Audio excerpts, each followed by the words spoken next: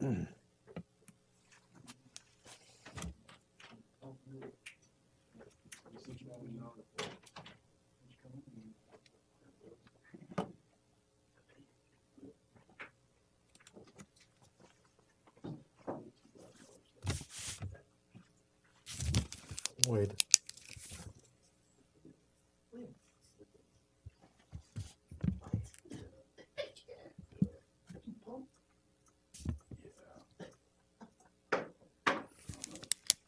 Okay, we'll just wait a minute or two more and we'll get started because there's a few stragglers, I think.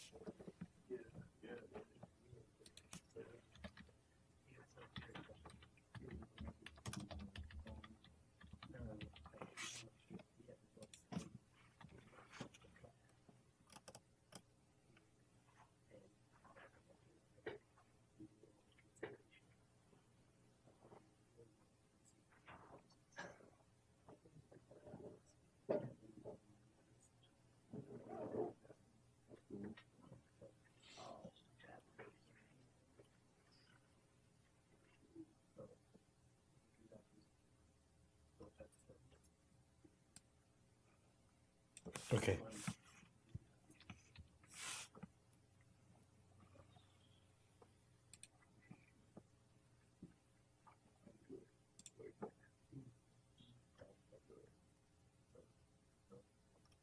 Okay, I didn't clean this up very good. We'll go ahead and get started. So we had our midterm this last weekend. Everyone took it, which is good because sometimes you get folks who just don't take it, which I don't understand. But there's always somebody, one or two people. But I hope you all found it to be fair and good. Everyone did really well. I mean, there wasn't anyone who did poor, even on online students. So that's good. Any questions from that? Okay, what did y'all think about it? It's fair? Yeah. Okay. So now that midterm is done, everything prior to the midterm we're just done with. So no more videos from that first half of the class. No more questions. I'm not even going to use the same questions anymore. So we're starting fresh again going forward. There's going to be 2 more quizzes and 1 final. Okay? So for any of the online folks, if you have any questions or anything, just call or email or text me and I'll get right back to you on it. I think for the master level students, which are quite a few of them, there's a lot of them. I just want to remind you that you have your final exam, your final term paper that's going to be due here, and so make sure you're working on it and make sure it's well done as far as prepared, that you proofread it and you have the title page, table of content, all that stuff on it. because I check for that, and just make sure you follow the guidelines in the syllabi. Okay. What else is there? I think we have a spring break next week. However, I still have class.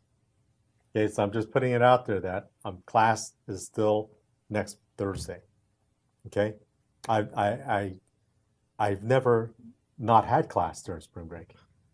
Usually because the spring break seems to go until just a few days, not the whole week. It seems like, and Thursday is not one of them. So, so expect that we'll have class.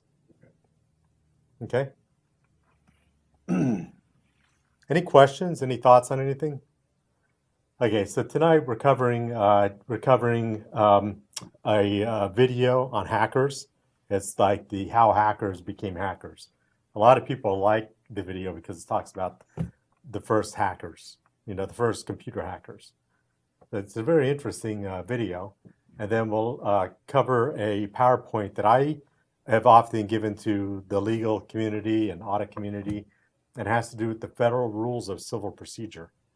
And what that is just a guideline, a bunch of rules around how to effectively hold a court, situation, how to collect electronic data, and how to use this data to try to settle the matter out of court. Because attorneys do not like to go to court. I'm just saying, you would think you watch on TV about how the court cases and it's a big deal, but attorneys really don't like to go. They really try to avoid it. So they always try to settle out of court. Not a show yet. TV. No. Well, there's a TV version of it, and there's probably the court versions of it, but it's a lot longer in actual court. Yeah, but yeah, so just know that if you're ever in a situation in a legal matter that you always try to settle. I think your attorney will always try to have you settle out of court, so which requires, in a large part, flexibility. So, like understanding that if you're asking for $1 million, you might just have to take 500,000 in order to settle this thing. Okay, but that's better than nothing, because you go to court, you can come out with nothing, right? So the Federal Rules of Civil Procedure doesn't explain it to that level, but that's kind of what it is, some guidelines around holding a court, a matter, a legal matter, and how to do that effectively and efficiently and cheaply, right? Okay, so I think what I'm going to do is I'm going to show, I don't know, do you have a preference, PowerPoint or video first? Anyone? PowerPoint. Yeah, okay. It's probably a good choice. I could put you to sleep before the video. No, it won't be that bad. But I want to first show a very short video. Anyone know what happened this week in terms of college entrance exams and all that? You hear the story about? That's not news. Yeah, that's not news? You think it's? I figured that was the thing with, wealthy and powerful people for a while. Not everybody, but yeah. I'm sure. So what's the story, Jordan, there?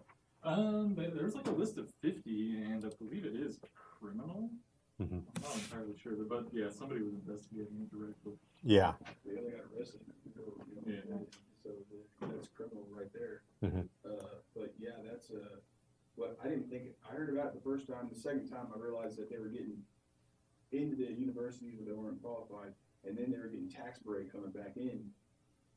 For the donation. For donations. So, Oh, really? I didn't know about the tax break. break. Yeah. They were claiming that some of these students were had disabilities of some sort, so they could take their entrance exams at third-party places, and then they would have completely different people take the exams for them. Mm-hmm. Yeah, or photoshopping the face or the head onto another body. I mean, totally unethical. I mean, that's what this whole thing is about, right? It's interesting. You're wealthy, you usually have the looks, you have the money, and yet you still have to resort to this. Whereas most of us either have to pay it ourselves, while we're working, or a parent has to pay it. They don't have to, but they do, and they're doing it legitimately. But I often think it goes kind of downhill from there, Yes, sir. I remember in a book that I read once, character says, the more money a school has, the more crooks it has. No. So in this terms, the more wealth you have, the more cheats you have. So you're saying OSU has no cheats? But not so like No. obscurely wealthy like Harvard and like all these other Yeah. top schools. Yeah. I didn't understand that they're paying that, like, $500,000 to get two people in USC. Yeah. Like, what was the, you know, Cornell or something, I get, you know what I mean? Yeah. I understand your motive. Yeah. but, I mean, you know. That's a lot of money for that. Yeah. That guy was making, he was doing all right.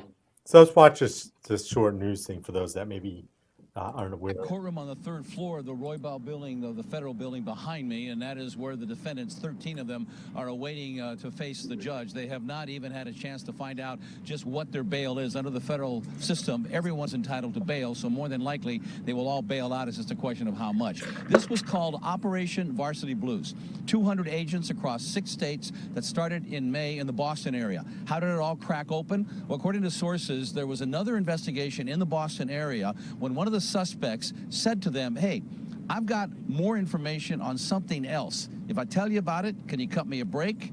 And he started talking, and it all unraveled. You know that she was committing fraud? Actor William H. Macy ignored all questions as he walked into the downtown federal courthouse today, where his wife, actress Felicity Huffman of Desperate Housewives fame, faces federal charges. Conspiracy to commit mail fraud. Also arrested on the same charges, actress Lori Loughlin and her husband, famed designer Massimo Giannulli. They are among 50 people nationwide, 13 from Southern California, who are accused of participating in a nationwide conspiracy that allowed their children to get into major colleges and universities illegally by paying to alter test scores or give them phony athletic scholarships to be accepted at major universities across the country, including USC and UCLA. No, it's impossible. It's impossible. I know him 20 years. The reaction today at West Hollywood College Preparatory School, where their principal, Igor Dvorsky, is now behind bars and charged with racketeering in this conspiracy. The allegation? He arranged for students to take College Board and ACT test for college entrance, and then he would have a third party, for a price, correct their answers so that they would qualify to enter the college of their choice. For me, it's absolutely shocked. Why? This, according to court documents, quote, he, supposedly Dvorsky, advised Huffman, the actress, and her spouse that he controlled a testing center and could arrange for a third party to purport to proctor their daughter's SAT and secretly correct her answers afterwards. Also this from the court documents. The Giannullises, actress Lori Loughlin and her husband, agreed to pay bribes totaling $500,000 in exchange for having their 2 daughters designated as recruits to the USC crew team, despite the fact that they did not participate in crew, thereby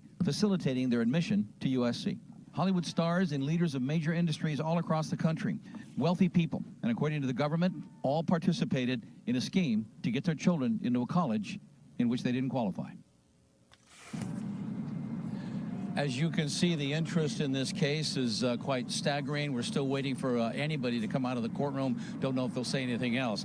As for the case itself, the FBI says that they have taped conversations. They have the man who was the mastermind, who's already pleaded guilty, as you heard, and who has agreed to tell everything. He said, I set it up, I know how it works, and I will talk. 33 parents all across the country involved in this, according to the indictment. They paid anywhere from $15,000 to $75,000 to rig the tests. From outside the federal courthouse, I'm Dave Lopez, KCAL9 News. Yeah, so that's something, huh? I mean, So was that like recent or was that like? this is like this week. Yeah, but like, is it their kids are trying to get into the schools or they've already been through? They're already in it. Yeah. Yeah, and I'm Well, sure there's. what I'm getting at is like, you know, it would make you wonder like let's say like they did it, their kid got in, got through college, got their degree.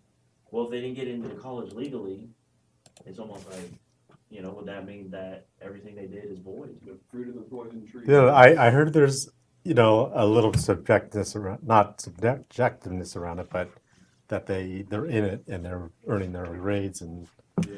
so Yeah, on. interesting. But- That'll be interesting. Yeah. Getting Yeah. in. So then, Yeah. like, the month you're in. You gotta stay. But you have to stay in. You have to still Yeah, pass yeah. the test and everything. Yeah. And but that was kind of already rigged in a way. Now they need to call those investigators just taking their test form to keep their current grades, right? Yeah. They unveil a plot Yeah. to get them through the program and That's they, huge. Yeah, and then how many have actually graduated already? You know, and how many Yeah. years have this Got a been? question. So, what do you think? So, as an employer, right? Yeah, If someone graduates from TU with a computer science degree, right? He graduates with a C average, Mhm. and someone graduates from OSU with a computer science degree, and he graduates with an A average, would TU be considered the better option with a C average? Or B average or whatever average? you know, that's a good question. I wouldn't, I don't, you know, I'm of the opinion that if you go to an accredited college, you know, an OSU, a TU, an NSU, or whatever these are, recognizable accredited colleges, and that you get a degree, you know, and it's legitimate, you know, I personally don't, you know, favor one college over the other, you know, as an employer, as a hiring manager. Now, I think on the East Coast, maybe they do, you know, if they see something from an East Coast university or an Ivy League, you know, versus something in the Midwest or, you know, especially, I think they probably would favor some northern, you know, Eastern university. I'm sure they would. Because the thing is, if you're earning the grades, right? Yeah. Let's say you're earning decent grades. Yeah. And if you're able to stay in that college, I don't think they should be punished. For Yeah. what parents did. Did you notice how he kind of said that, then they had to go back and correct the end?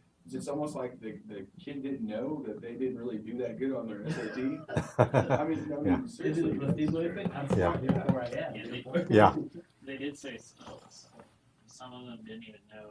That's They interesting. said there was one kid who was talking to his advisor, and they're like, "So you do track?" And he's like, "I don't do track," and he didn't know that his parents had submitted a Photoshop with someone else's face on a Yeah. track athlete. I mean, why would you tell the kid, right? I mean, that's part of the scam, right? I mean, I guess that could be Yeah. your defense though, would be like, Yeah. oh, well, I didn't Yeah. know my parents did that or something. Yeah. We'll see, that could come next where, Mhm. but Yeah. you never know. And Floyd, the other part of that is, you know, I've said even when I talk about certifications, to me, it's three, you know, characteristics that I look for, whether the person has a college degree. You know, if they don't, I typically don't even want to interview them personally because I'm going to be paying them a lot of money and it's very competitive. So the degree is important. You know, the technical aptitude. So if they both have a computer science degree, you know, I'm going to be looking at that. You know, what do they have for a degree and are they capable? Can they learn? And then the third component is that interpersonal skills. So the person from TU could have all that, you know, you know, C or whatever, a good degree, a good university, but maybe they just can't talk, you know, or interact. I'm not going to hire somebody like that just because they have the paper, the degree. And my observation is that, you know, it's correct to say that, like what you said, it's correct to say, these are the things I'm looking for. Mhm. But what happens in the real world? There's nothing wrong in the real world. Yeah. What happens out there? Apparently it matters because you're paid up to $500,000 to have it. You know, I think, well, I think TU is known for their law, you know, program. And I'm not trying to, Yeah. I'm just using you as an example. Yeah. But in this case, apparently it matters. I say apparently because I don't know definitely. I Mhm. don't know how the numbers stack up, but Yeah. if you look at it, it's worth it for them to pay $500,000 to keep it in school. I think they're ripped off on the schools they were paying to get into. They should put all that Yeah. money into the ACT prep. Yeah, maybe. Yeah. Hiring a tutor, yeah. Hypnotized or something. Okay. Pay me $500,000. I'll get into the best school. So let's go get into this PowerPoint and watch the video and get out for the night. Okay, so this PowerPoint is referred to the Federal Rules of Civil Procedure. I think the textbook might cover just a few pages of this thing. This is kind of the extended version, and this is definitely going to be either on the quiz or the final exam. So you do want to note that. But what is the Federal Rules of Civil Procedure? It governs civil procedure like lawsuits in the United States and federal courts. I like the mission statement of the Federal Rules of Civil Procedure. States that that the rules shall be construed and administered to secure the just, speedy, and inexpensive determination of every legal action, right, within the court system. Okay, so they created these rules just so that hopefully we can get through this legal matter in a just, speedy, and inexpensive way. That's really a big time goal of this thing. But they were established in 1934, and they were all basically, obviously, written in paper, and there were big binders around this. And in 2007, they completely rewrote it, and they took into account electronic data, because there was a pivotal point where most of the data that we need in court today is in an electronic form. So there's lots of it, and at least 35 states have adopted these. So, for example, Oklahoma uses the federal rules. The federal rules of civil procedure are used here in Oklahoma, because why reinvent the wheel? Basically, what they're saying. It applies to all organizations, including nonprofits. So any organization that's going through some sort of civil lawsuit, these rules will apply to them. Foreign organizations doing business in the U.S., it applies to them. Any lawsuit that crosses state lines, and again, the state lines are a way of, anytime you hear it cross the state lines, you should automatically be thinking it's a federal lawsuit, right? Not just within the state, but a federal system. And it covers many, many type of regulations. These are just a few of them, like safety, immigration, discrimination, and so on. Okay? So, the idea here is that, when I go to court and I'm suing, I'm going to pick on Corey there. If I'm suing Corey, neither side of my attorney and Corey's attorney should not be surprised with the evidence either side is bringing to the court system, right? So, sometimes you see that, like A Few Good Men, at the end of the movie, Tom Cruise or someone's cross-examining someone, and he says, some guy comes from the back and he comes with some extra information that was not known to anyone, right? And he threatened this. He says, "Well, I have a paper here that says so and so," and he wins the case. And at the end of the movie, basically, the other guy comes around, the other attorney comes around and says, "What was on that paper?" And he said it was blank, didn't really have anything on it. But he was trying to introduce new, creditable evidence that wasn't really that. You're not allowed to do that. Every bit of evidence we bring to court, both sides have to disclose it, and they have to bring it available, and other sides have to look at it, corroborate it, and so on. So are you saying that they're supposed to know beforehand? Yes, definitely. Yeah. And I could put the slide back up, and then I have to switch right back to me, but there's this movie called My Cousin Vinny. I don't know if anyone's ever seen it before. It's he's practicing law, this guy, Joe Pesci, and he doesn't have his law.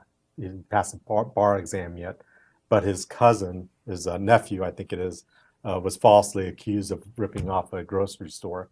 So he decided he's going to go down south and represent his nephew in court, right? He doesn't have he didn't pass the bar, so he's not really a lawyer yet. But he took the opposing attorney out to a golf game, and he said, I'm going to be smart. I'm going to get as much information about this opposing side for the opposing lawyer as I can. I'm going to be really crafty about it, so I have all the information. But then he didn't have to do that. All he needed to do was ask for it, right? He didn't have to be crafty or anything. That's the law, and that's what the Federal Rules of Civil Procedure basically is saying, that you should not be surprised at any trial. You should be able to obtain information from anyone, the other parties. So when you're going to court, you have to do some sort of level of discovery. You have to be prepared before you go to court, right? That's what lawyers, you always see that they're always prepared, right? And they prepare by doing discovery. And so some things they do is look for documents that may have evidence on them from either side. Typically what they're looking at is evidence of documents, right? You always see that in movies and all, right? Like, they're always trying to get their hands on a document that might have information on it. relevant to the case. There's interrogatories. You can ask the other parties to answer 25 questions that are relevant to the legal matter, right? That's one way you can ask for information. You can request for admission, so you can ask the other party to admit or deny certain truths or circumstances about it. Good luck there, right? And you can do deposition, where you basically ask, you can have somebody in the company. If I was doing Corey and his company, I can, as a lawyer, I could say to Corey's company, I want to interview these 6 people right here. And they would have to answer my questions. Has anyone ever gone through a deposition? Like been deposed? You know, I had to do that once. I had a friend at work. He was actually my mentor, and he in audit when I was learning how to be an auditor. He was the guy that kind of taught me all the ropes and everything. Good guy, and really smart. And he was he felt like the company was getting rid of him because you know he was over 40, so he claimed discrimination, right? And the company says, we didn't get rid of him because he's over 40. Well, that's a law. You're not allowed to do that without, you know, just cause or whatever. So me being a friend of his, the company's lawyers deposed me. Yeah, I had to go into a room and sit for a couple hours and just answer a bunch of questions about this guy and what I thought and all that kind of stuff. You know, I don't know what became my deposed statement, but they wound up settling, right? Just like they paid the guy some money and avoided legal matters. Because think about it, if I lose, I'm going to pay Corey $40,000. That's a lot cheaper than taking, you know, us going to court and spending the day and all the discovery and all that stuff. I mean, that could be $400,000. So it's a lot cheaper just to settle, right, in court. Any comments or thoughts? I mean, that's why you just got to keep in your mind, if I'm going to go to court, consider settling, right?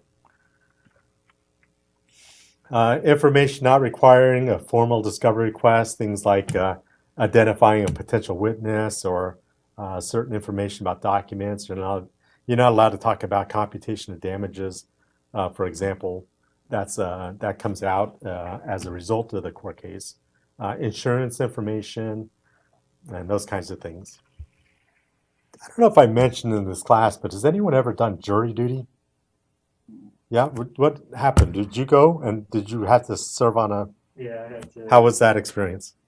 It was interesting. It was a criminal case, but Here in Tulsa? no, I live in Barnesville. Oh, okay. In Washington County? About 4 years ago. Mm-hmm. Yeah. Interesting. Anyone else have to serve on a jury? I did. And, you know, most people are like, man, I get to sit in jury duty and I got to sit there for a week, do nothing. But I'll tell you, it was one of the most interesting, most learning experiences I've ever gone through in a legal system. I was happy to have been selected.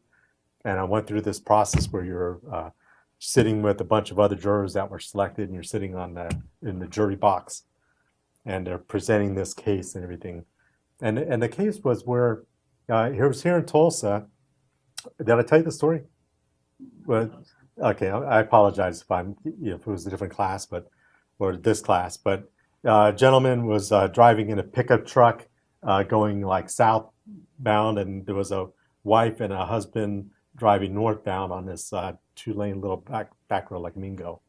And the guy in the pickup truck, the single guy, had turned like sharp left into a parking lot, but in doing that, he T-boned this husband and wife, right? And it was pretty hard hit, right? And so they pull over into the parking lot, and the single guy, he gets out of the truck, his truck, he puts a baseball cap on, some sunglasses, and he immediately gets into someone else's car and he takes off, right? And husband and wife are like, what's going on? By the time the police, there was no one there with the truck that the guy was driving, right? It was interesting. And the guy, you know, obviously they traced the owner of the truck back, you know, the truck owner back to this person who came to court, right? And he was in there. And he basically claimed that his truck was stolen, and he had no idea who was driving it and what happened, right? And he got that the people who were representing this guy was an insurance company, his insurance company, car insurance company, right? And they won. They won because as a jury, we cannot unanimously agree that the guy was the driver because we had no evidence that we had nothing to really, like the police went to his house and the guy was there, right? And he might have just got back to his house, but he was there, right? And he claimed that he left his keys in his, car and his truck, and it was parked in the driveway and so on. And They're not gonna do You know. like all forensics stuff. yeah, they're not going to spend the Now, time, yeah, because the car insurance attorneys know how to do this. They do that all the time. This is what the car insurance companies do. They hire a bunch of good lawyers. They go to these cases. Because if the guy was guilty, who knows what this other couple would have charged or what the fines would have been. We weren't allowed to know, right? But it would have been a lot more than just paying a couple lawyers to get the guy off the hook, right? But it was a very interesting experience. I mean, I don't know. I learned a lot from that. But I suggest if ever you're doing jury duty, you should try to get on the jury, because it's a great experience. Did you, do you think you did or no? I do think you did it. Yeah, and you seem to fit the description and all this stuff, but What was the reason why the other part we played what you because it wasn't unanimous because there's no way you could prove that he was actually there. Like the police never saw him. Nobody really ever made contact with him. He was a little bit farther away. He got out of the truck, put a baseball cap on, some sunglasses, and got into someone's car and drove off. Before you could even get over the shock of being T-boned, the guy was already gone. So nobody saw it, Nobody saw this guy. I don't know how the guy did that. I mean, what? Did he steal the other car, or did a friend pick him up? I don't know. You don't know because the police didn't get any information. Like they didn't know who picked him up. Yeah, maybe he did it before. I don't know, but it's really bizarre. But there's no way we could prove that he did it. So it didn't take long to say that he didn't do it. He was trying to get another vehicle. You should try pretty hard. Yeah. That Hit was somebody and then claim it on your own insurance. Yeah. So I would recommend you try the jury duty experience. That's a pretty good learning experience. Okay. So again, before we go to court or we have a legal matter, we're trying to get as much information about this legal matter as possible. So what happens is the plaintiff and the defendant, they will meet. So Corey's legal team and my legal team will meet face to face, and we'll cover what we want to try to agree to before the court case, right? And we call this a Rule 26 meeting. That's Rule 26 of the Civil Rules of Civil Procedure, which is electronic discovery. And we may call it a meet and confer meeting, but we're just going to meet and talk about things that how we'll collect information, how soon we'll get it, what kind of information do we want to ask for, and all that kind of stuff. And plan must state the party's proposal. So we want to, say to Corey's team, let's not go overboard with data collection. Say, okay, let's not, try to get paper documents. Let's get them all in electronic form. We're all agreeing to things. Here are the keywords that we're both allowed to search on for our electronic documents. Here's a list of them. Let's agree that we'll just use those words, right? Because today you do keyword searches, right? Because that's where everything is. It's electronic, right? And I'll talk more about that later. And deadlines and so on. You come into that meeting and you have a better process of collecting electronic data. So the courts today, because there's so much information that's stored electronically, they're really not tolerant. The courts know that most of this data today that's going to be used admissible in court is in electronic form. So they're not going to be tolerant. If I came to court as a plaintiff attorney and say, Judge, there's a lot of data, man. I just don't know. Judge, I'm sorry. I didn't mean to call you man. But Judge, there's too much information here, right? And it's going to take me a long time right, Judge? So I need more time. The judge is going to look at you and kind of say, no way, man. Oh, he's not going to say man, but he's going to say, right? Huh? He's seriously, he's not going to give you any leeway, right? He's just going to say Well, you it's have. authority to call you man. Yeah. Well, if you call me man, it's probably Whatever. because, we know each other and that would be unethical, right? Yeah, but you're only like given 2 weeks, and the judge will know this, that just because it's difficult doesn't mean you're going to get more time or anything like that. So when we see lawyers on TV, Yeah. I'm sorry to bring up TV. No, it's okay. Cramming and trying to get information for cases, that's real. That is real. That Yeah, is real. definitely. Like when we see them, they're working till 1 o'clock in the morning. Yeah. Especially the bigger, and then the bigger the case, the more lawyers. That's Yeah, real. that's very real. Billable hours, Yeah. so they're happy to work for 1 in the morning, right? Yeah, billable hours too, yeah. You're going to be charging a lot of money. Yeah, these billion-dollar cases where you're. Yeah, it all adds up. It really adds up. So the courts are not tolerant to how long or how difficult it is to retrieve that information. There's this thing about a retention and litigation hold policy. And the retention policy is a lot of organizations have a documented policy. And in that policy or document, it says how long do we keep as a company? How long do we keep our emails before we get rid of them? Does anyone have that? Yeah, how long do you keep your emails for? 6 months or 180 days. And then you get rid of them. Yeah. And as long as you're following that process, then if you go to court and the judge says, I need those emails from a year ago, and you say, I don't have them, and this is why, you don't have to get them. You don't have them because you have a policy and you're following it, right? Anyone else, how long is your policy? Ours depends on which department it is, because we have a lot of legal, obviously, and Yeah. there's financial, they hold records and emails much longer. Yeah. For engineering, public works, for projects, you might be corresponding for 6 months, a year, 2 years on a project. Yeah. For building, for plans, so it varies between each department.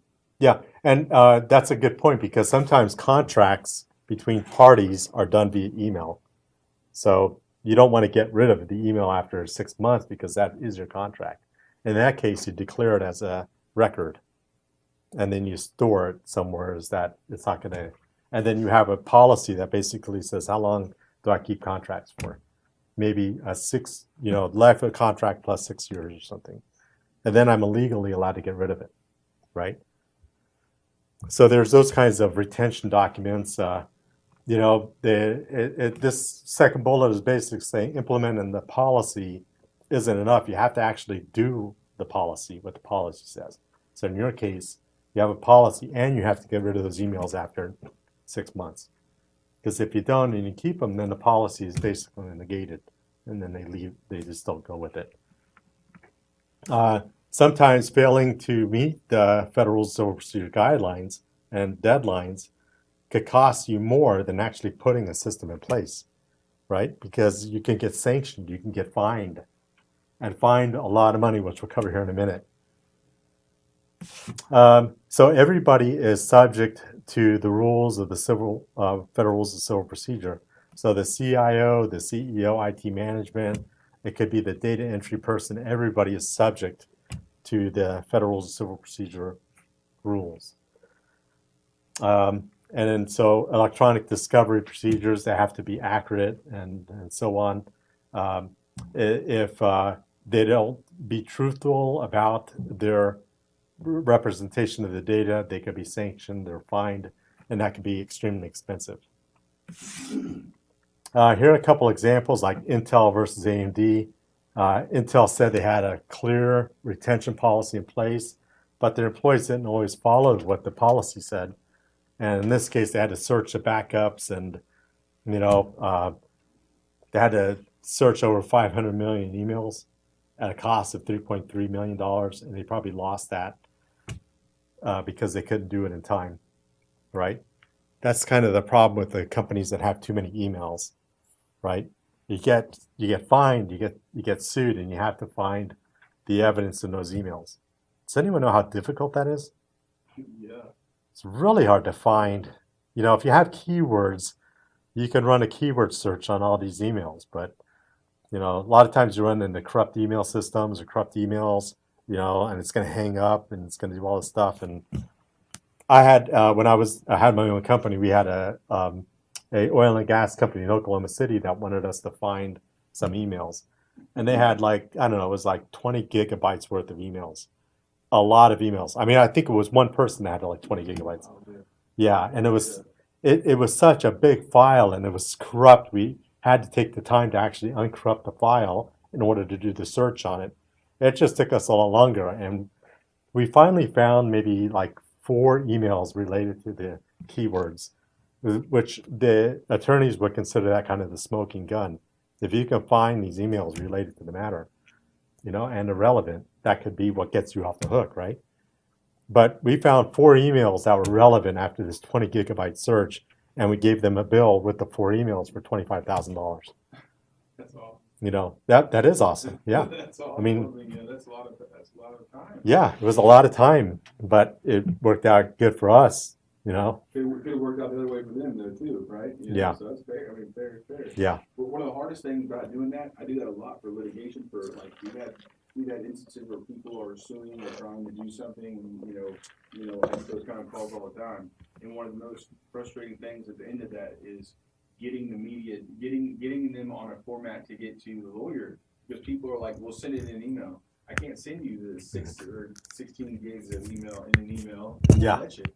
So that's one of the few times I have to actually go and actually burn a Yeah. DVD, Mhm. split it up, or put it on a USB, Yeah. and then take it to HR so they can come pick it up. Mhm. Uh, Yeah. You know, like that in particular. Yeah. It's difficult to do email searches. It's really like the slide talks about. Another example is Best Buy versus DDR. Claimed the documents were not reasonable accessible for the backup system, and it cost them $125K to recover that. And the judge says you have 28 days to present it. And you know, after all this, they really had a hard time trying to find the evidence. That's a lot of you know, data that you have to go through with the keyword search, and it's not always like readily working. In fact, we had another client here in town that I don't think they're in business anymore, but it was also kind of an oil and gas company. And the IT director called us and said, you know, I need you to find the emails off of these tapes. And so he gave me a big box of like old tapes. And I said, you know, it'd be a lot cheaper if you just do it yourself, because, you know, we're going to charge you for all the searching. And the guy said, well, the problem is I have the tapes, but we don't have the equipment anymore. It's obsolete. And I'm like, we don't have the equipment. So what did you know what we did? We went on eBay and we ordered the equipment from China.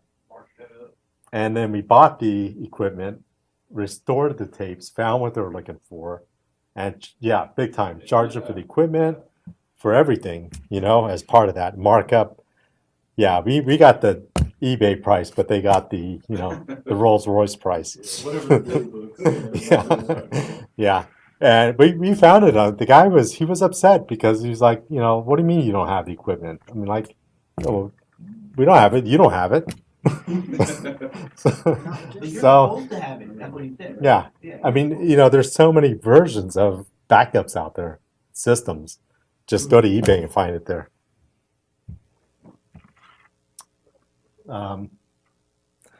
Anyway, Williams versus Taser. This is where small company, 245 employees. They hired one employee specifically for e-discovery, and then they couldn't do it, and you know, it was tough to do with one person. They probably missed the deadline. And then United Medical Supply versus U.S., where the government was sanctioned for allowing emails to be deleted. You know, even the government has retention policies. They're not supposed to delete emails. Anyways, they did, and you know, they were fined for doing that. Yeah. Another key word, and you'll probably see this on the quiz and the final exam. You'll definitely see this term, legal hold. And a legal hold is if an organization becomes aware of any kind of potential litigation, it has to preserve all the evidence, right?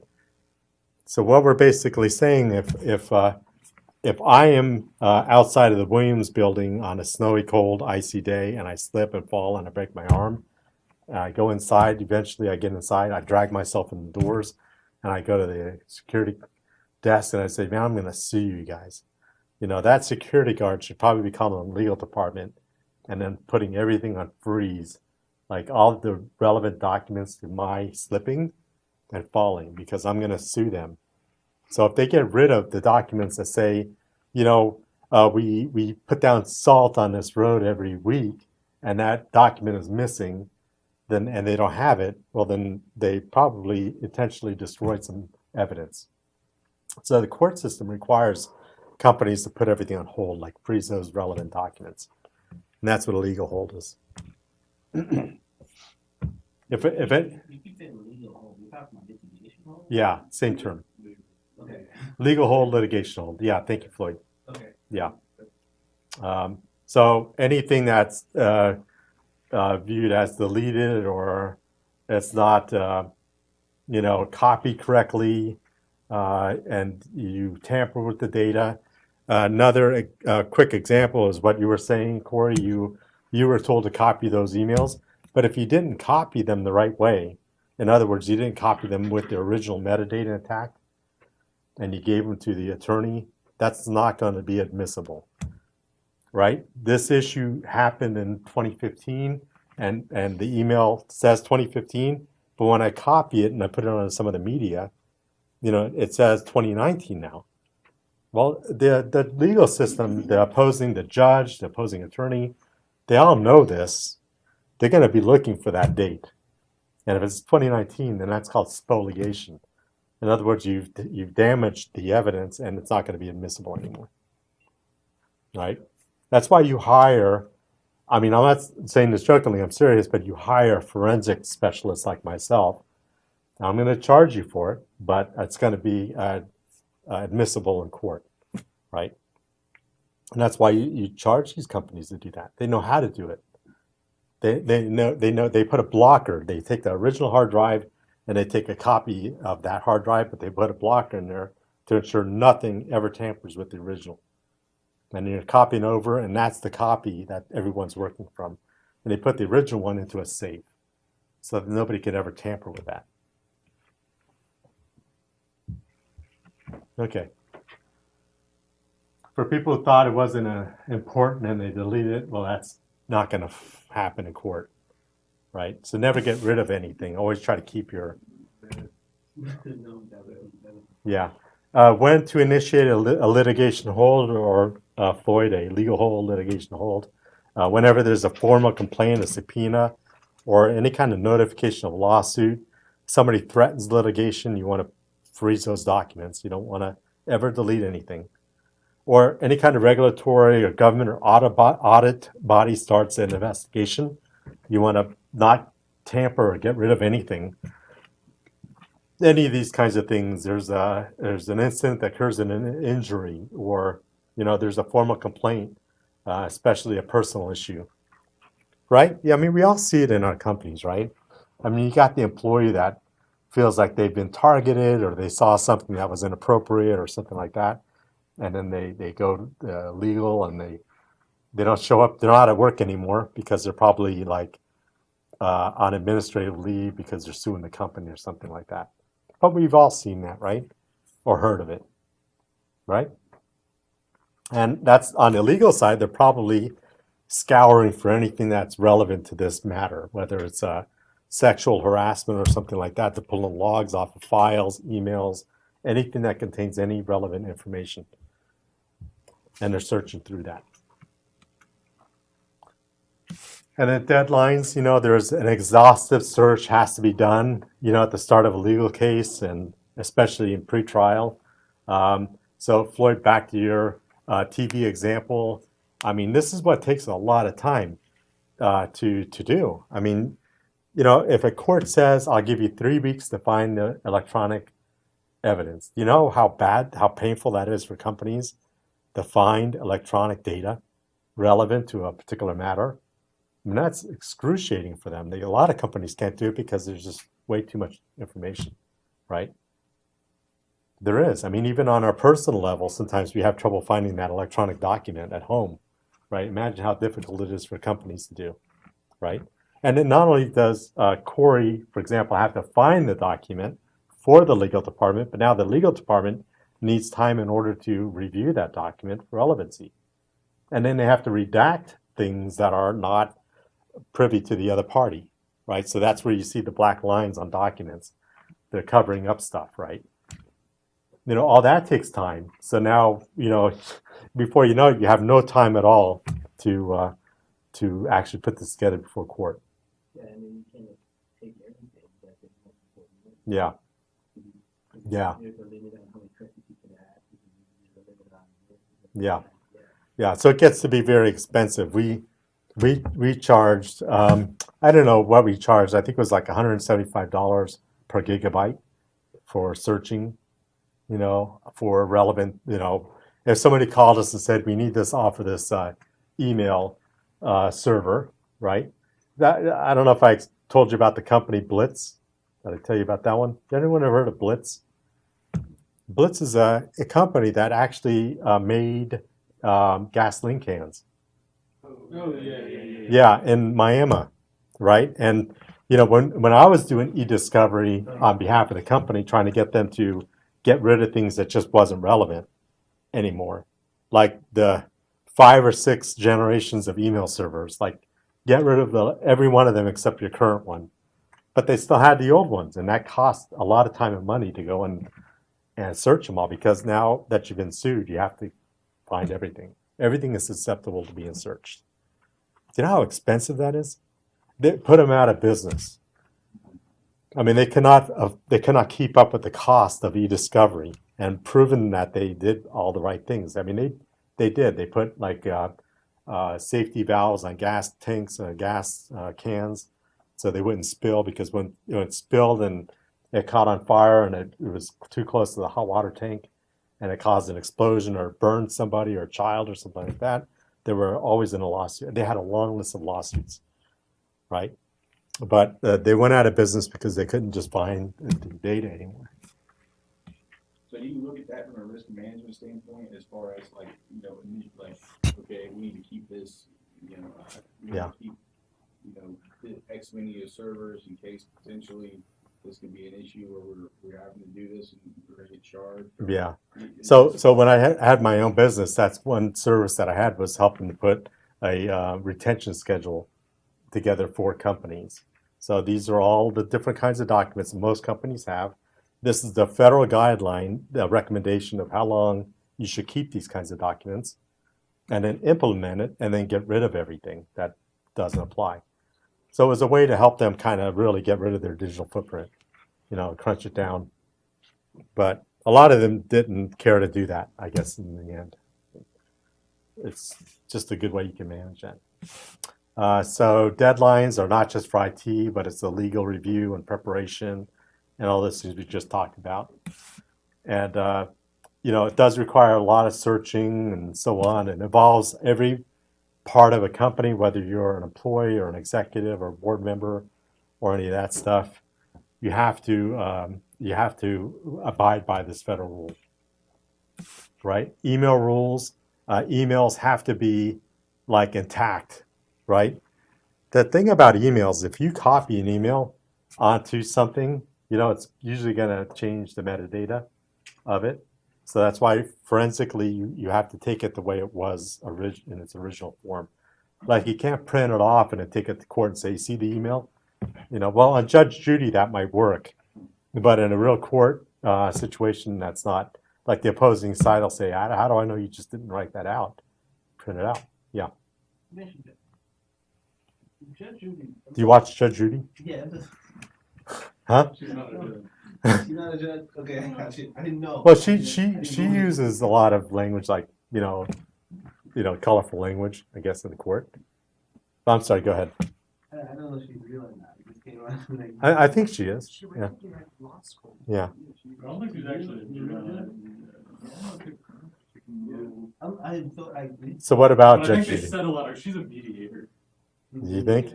I don't know. Somebody needs to Google her, but Yeah, I didn't Google it, but I'm like, wait a minute. She might have once been like, but she's Yeah. not. So what's your question, Floyd? No, I got a question, but she's real. I know. Oh, She's a real mediator. I mean, I thought she was a real judge Me I too. don't think but- she is. that's She what may I'm- have once because been there's a one. disclaimer in the front of the, What she says is final. yeah. Yeah, and that's what you have to do, right?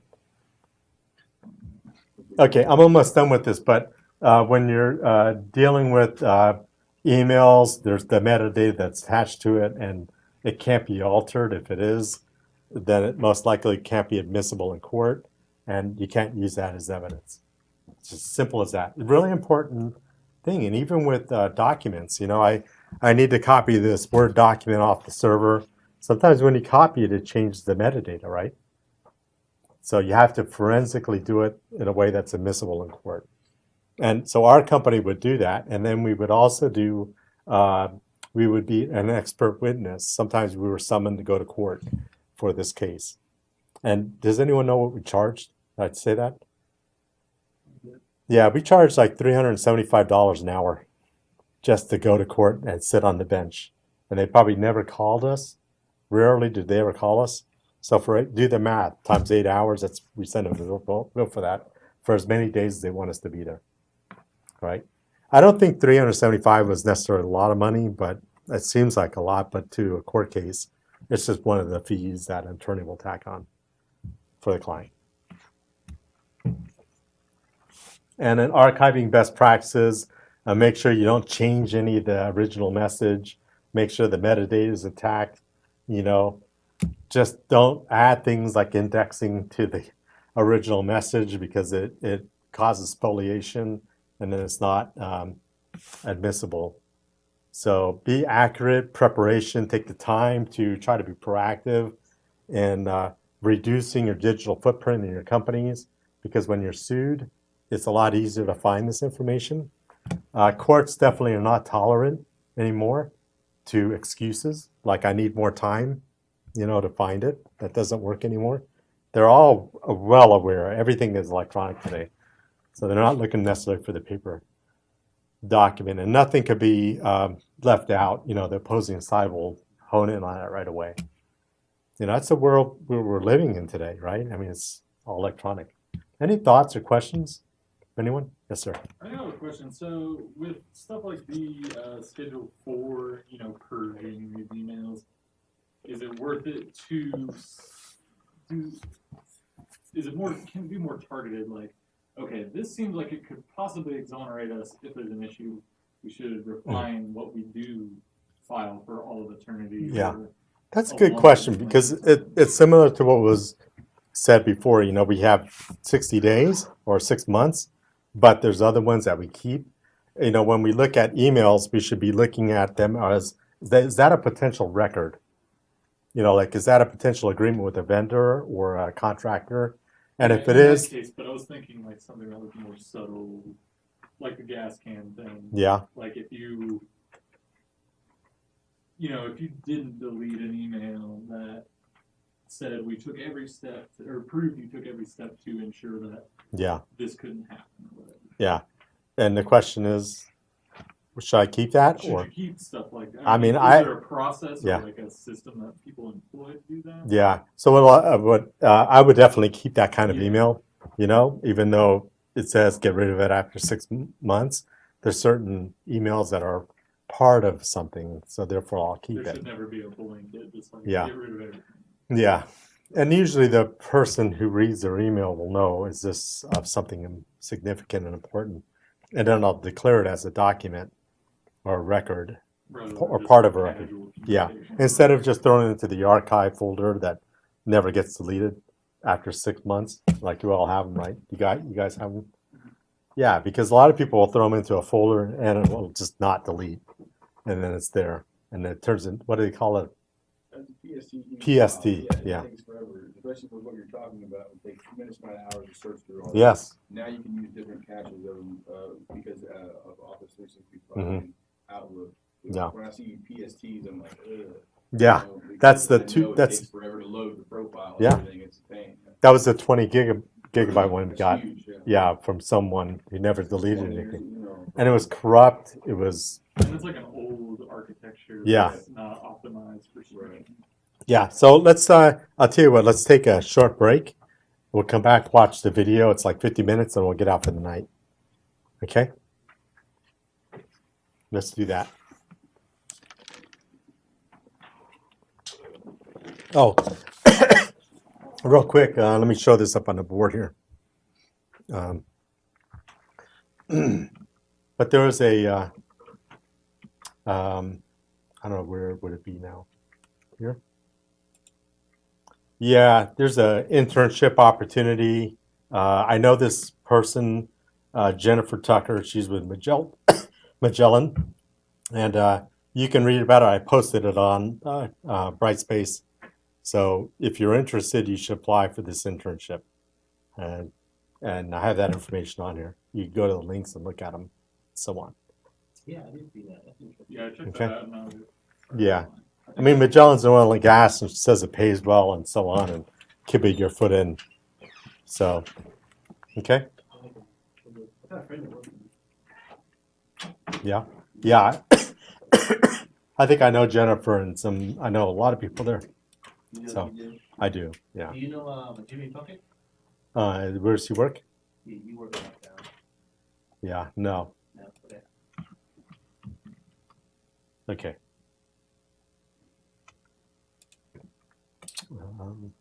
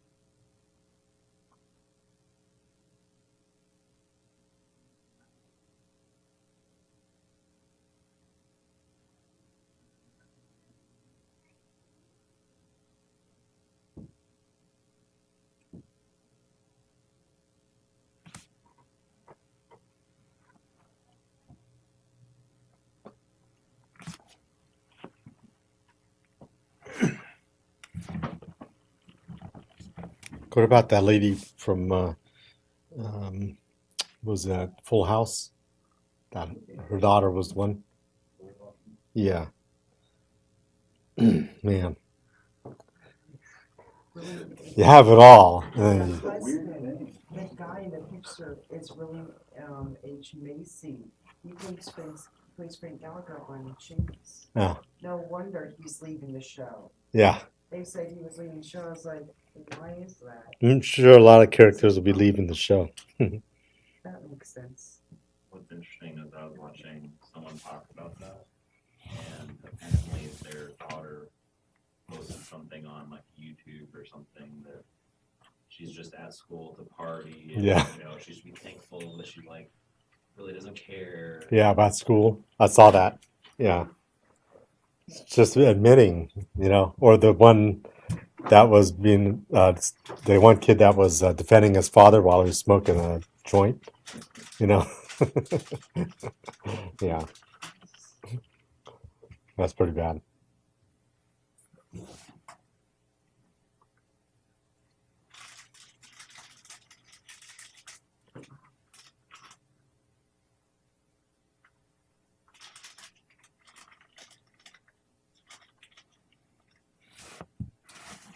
Okay, I think we'll go ahead and watch this video then. Again, secret history of hacking. It's like a really throwback video, but I think you guys will enjoy it. So let's watch that. Hackers are the outlaws of the computer age. Snooping, stealing, spreading viruses. No one has a good word for them today. But it wasn't always so. This hacker started a revolution in computers. And this is the hacker who inspired him. And this is the hacker who followed in their footsteps and paid the price.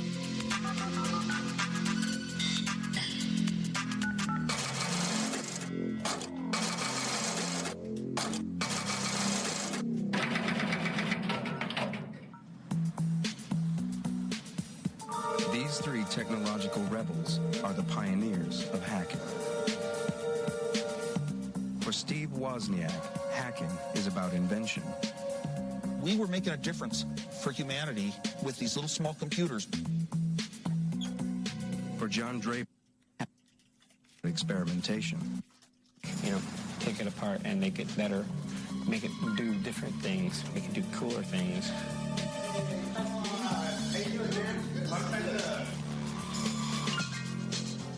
For Kevin Mitnick, hacking is about subversion. It's about the forbidden knowledge. It's about pranksterism, about trying to outsmart the other. It's about the knowledge, the intellectual challenge.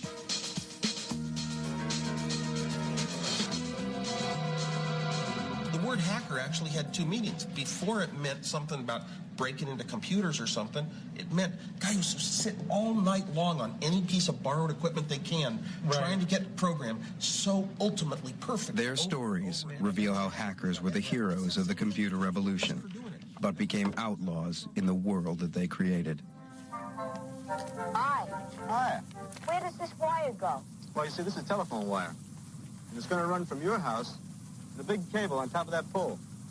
We imagine hacking to be all about computers, but it wouldn't be possible without the telephone network, and that's where hacking began. In 1970, John Draper was fresh out of the military and was studying electronic engineering when he stumbled across a secret world. It all began with a call from a guy named Denny, who promised to reveal the secrets of a new craze, phone phreaking. He started to explain to me about phone phreaks. I said, what's a phone phreak? And he was explaining to me, well, we play with phones. I said, yeah, I can see that. I said, well, what do you do with phones? And he said, well, we understand the system. I said, can you make free calls? He said, well, why don't you come on over? I got a couple of friends over here that want to talk to you. I go to the door. It's Dan answers the door. I said, I'm here to see Denny. He said, Doc, come with me. Takes me in his room, open up his room, and it's like pitch dark in there. He says, would you mind turning on the lights? Because they're all blind. They don't need lights. So we got to talking, and I said, show me one of these ways of making a free call. I'm really interested. We knew, of course, that it was illegal, and I guess part of the thrill of it, and it wasn't really just to rip out the phone company. I mean, it was the technical challenge to be able to do it. At a time when calling long distance was a luxury, phone freaks found a way of doing it for free. Telephone networks were controlled by tones. Getting in was easy with the right equipment. It came in the shape of a free gift in a packet of breakfast cereal. This guy, right here, the Captain Crunch whistle. And if you glue this hole right here, like this, that's 2600. When you blow the whistle into the phone, a little chink sound, that's the acknowledgement coming in from the other side saying, you're ready to process the call. Armed with a Captain Crunch whistle, phone freaks could seize control of telephone lines anytime, any place, anywhere. In fact, one of the things that we used to do is to go to the airport, walk along blowing the whistle next to a bank of payphones and disconnect their calls. In the days when calls went through to operators, phone freaking wasn't possible. But as human switchboards were replaced by mechanical systems, different noises were used to trigger the switches.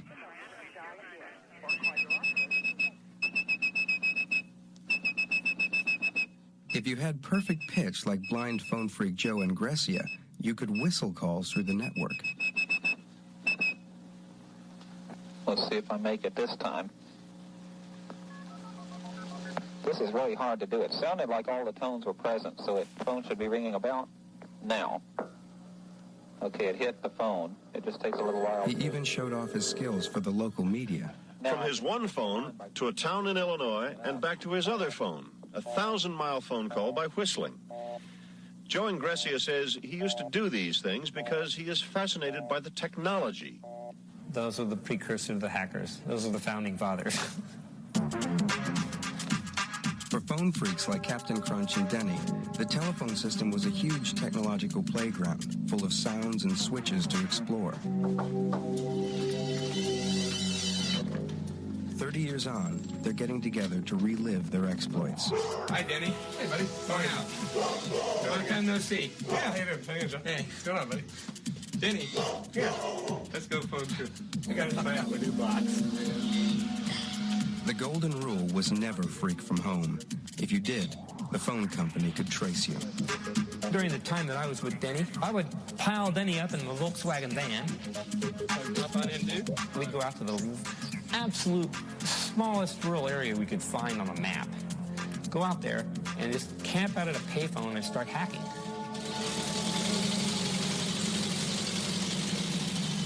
Once they knew the tones that controlled the switches, phone freaks could travel down the lines from exchange to exchange and from city to city. But they needed better ways to make the tones. This was where John Draper's engineering expertise came in. Phone freaking was about to go high-tech with the invention of a gadget called the Blue Box. First thing I did was build a Blue Box. The case you can get down at Radio Shack or anywhere else. It's just a standard old project case. The keyboard pad, I think we got that from like a junkyard or something like that.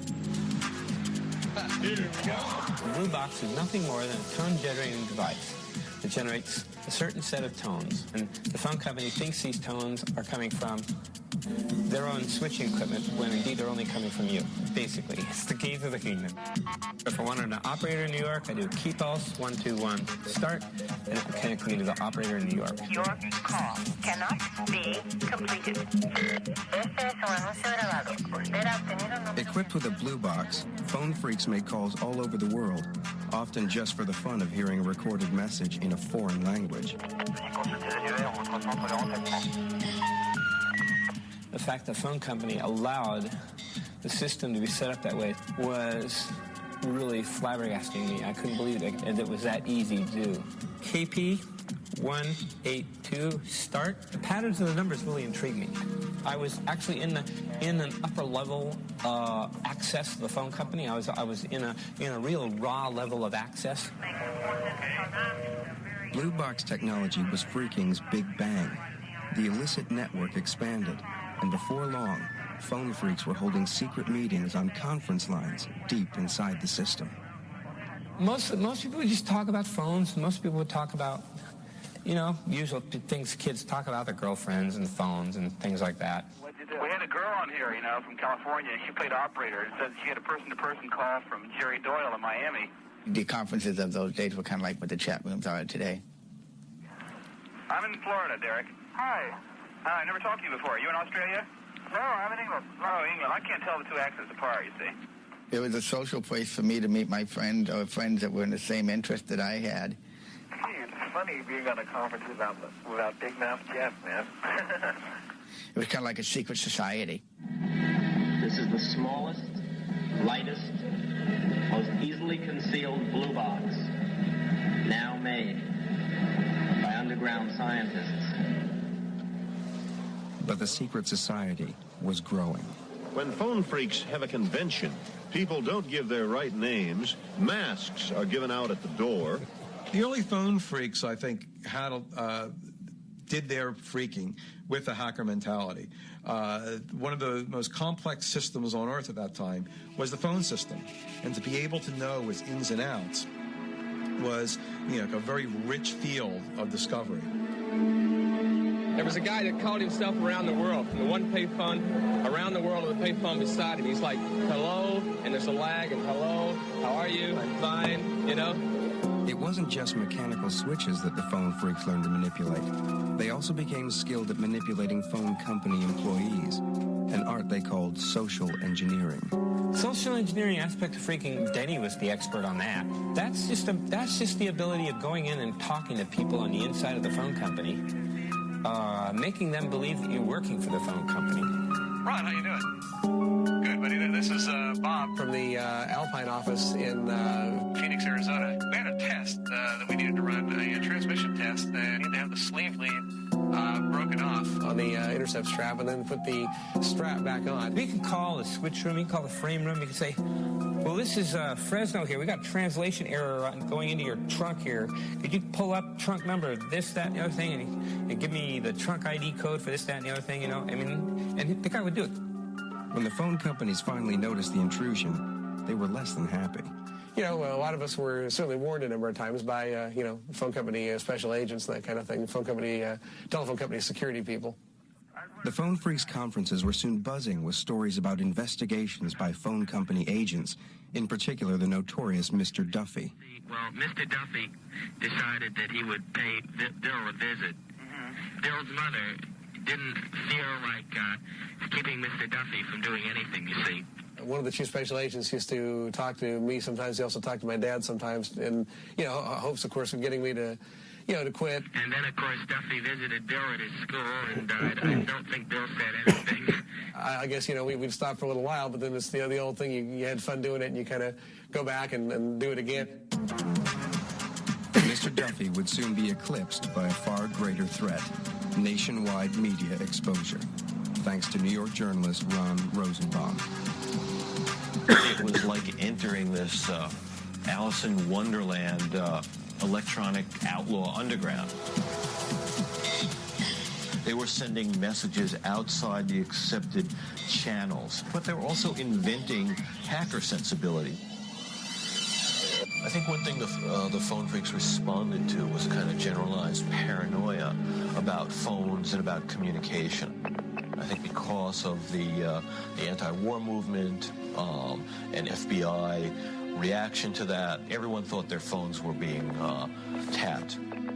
The phone was sort of a focus for a kind of generalized paranoia about government intrusion, lack of privacy, that sort of thing. Rosenbaum tracked down Denny and Joe and Gracia, but Captain Crunch proved elusive. Captain Crunch is like one of the great American characters, a homegrown superhero fantasy. Everybody that Ron Rosenbaum interviewed, they talked about Captain Crunch. So I called him and I said, hey, look, we would really like you not to publish this article because it's really not a good thing. Captain Crunch was very worried about this because he kept telling me, whatever you do, I don't want this information to get into the hands of the radical underground, because he felt that it could paralyze the phone system in the U.S. and somehow bring upon nuclear surrender by the U.S. to the Soviet Union. In October 1971, Ron Rosenbaum's article on phone freaks was published in Esquire magazine. I went to the library and I read the article, and I couldn't believe it. It was just so exposing. I said, "Oh my God!" And I knew right then and there that phone freaking I knew it was ended.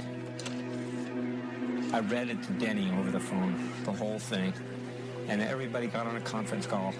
One of the last conference calls we had, and I read the article to everybody because they couldn't read it and they couldn't believe it. I said, "You guys really screwed up. You guys shouldn't have let this guy talk to you. Shouldn't have given this guy all this information." After the Esquire article, everyone jumped on the bandwagon. Everybody! Whose number's 237-4059?